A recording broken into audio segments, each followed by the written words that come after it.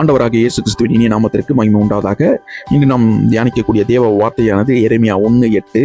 நீ அவர்களுக்கு பயப்படாதே, உன்னை காக்கும்படி நான் உன்னோடு இருக்கிறேன் என்று கர்த்தர் சொல்கிறார். ஆம், என் அன்பு சகோதர சகோதரிகளே, இன்றைய காலத்தில் வாலிபர்கள் முதல் பெரியோர் வரை எல்லோருக்கும் ஒரு பொதுவான பிரச்சனைகள் இருக்கிறது. பயம், கவலை, எதிர்கால சந்தேகம், படிப்பு, வேலை, திருமணம், உடல்நலக் குறைவு, குடும்பத்தின் சூழ்நிலை, பிள்ளைகளின் வாழ்க்கையை குறித்த பயம், எதிர்கால போராட்டம் நிறைந்த வாழ்க்கையில் எப்படி ஜெயம் பெற வேண்டும் என்று எதிர்கால சிந்தனைகளுடன் நாம் வாழ்ந்து வருகிறோம்.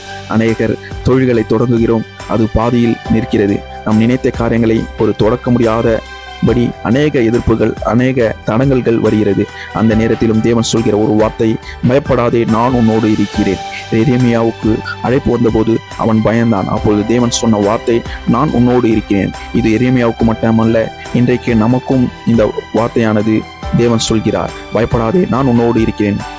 ஆம், என் அன்பு சகோதரிகளே, சகோதரிகளே, நீங்கள் எதிர்நோக்கும் காரியங்களில், நீங்கள் நினைக்கும் காரியங்களில் ஏதாவது பயத்தோடு நீங்கள் வாழ்ந்து வந்தீர்கள் என்றால், பயத்தின் காரியங்கள் உங்களை சூழ்ந்து வந்து நீங்கள் செய்கிற காரியங்கள் எல்லாவற்றிலும் ஒரு தடங்களாக இருக்கிறது என்றால், தேவன் இந்த நிலையிலும் கவலைப்படாதீர்கள். அந்த தடங்களை எல்லாம் தேவன் நீக்க வல்லவராயிருக்கிறார். நண்பர்கள் மறந்தாலும், உறவுகள் உடைத்தாலும், உலகம் நம்மை புறக்கணித்தாலும் தேவன் நம்மோடு இருக்கிறார். அவர் உங்களை விட்டு விலகுவதும் இல்லை, உங்களை கைவிடுவதும் இல்லை. உங்களை யாரும் மதிக்கவில்லை என்றாலும் தேவன் உங்களை மதிக்கிறவர்களாயிருக்கிறார், காக்கிறவர்களாயிருக்கிறார். தாவீதின் வாழ்க்கையிலே கோலியாத்தை பார்த்து எல்லோரும் ஓடினார்கள். தாவீது தேவனை பார்த்து முன்னேறி சென்றான். ஆம், என் அன்பு சகோதரிகளே, இந்த நேரத்திலும் உங்களுக்கு கோலியாத்தை போன்ற ஒரு பெரிய பிரச்சனைகள் வரலாம், போராட்டங்கள் வரலாம், நிந்தைகள் வரலாம். ஆனாலும் தேவன் அவ்விதமான தடைகளில் இருந்து, அவ்விதமான பிரச்சனைகளிலிருந்து இந்த வேளையிலும், இந்த காலை வேளையிலும் தேவன் உங்களை முன்னேறி செல்ல வைத்து அதில் ஒரு ஜெயத்தை தருகிற தேவனாயிருக்கிறார். பவுல் சிறை வாழ்க்கையில் அடிகள் இருந்து, வேதனைகள் இருந்தது. ஆனால் கர்த்தர் என் பக்கத்தில் நிற்கிறார் என்று சொன்னார்.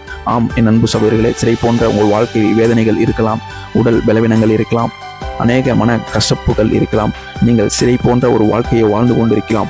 அதில் இருந்து தேவன் உங்கள் பக்கத்தில் இருந்தே உங்களுக்கு ஒரு நல்ல ஒரு விடுதலை தர வல்லவராயிருக்கிறார். அன்புள்ளவர்களே, நீங்கள் இன்று மனம் உடைந்தாலும், தோல்வி அடைந்திருந்தாலும், எதிர்காலம் தெரியவில்லை என்று இருந்தாலும் தேவன் சொல்கிறார், நான் உன்னோடு இருக்கிறேன்.